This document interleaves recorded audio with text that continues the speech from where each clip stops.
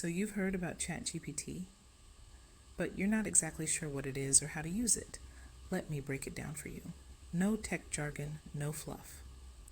ChatGPT is a free tool you can talk to like a human.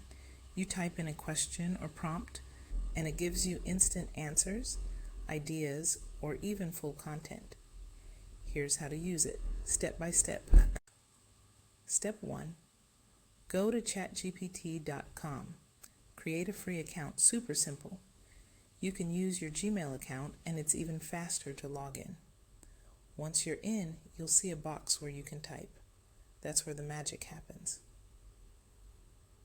Step 2. Start with something basic. You don't have to be fancy. Try asking, what's a healthy dinner I can make in 20 minutes? Give me 3 Instagram caption ideas for before and after nail transformation.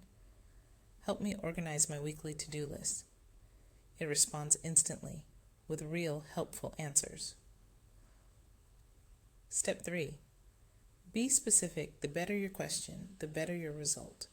Instead of saying, write a caption, say, write a caption for a chef promoting private meal prep to Black women in Kansas City, Missouri.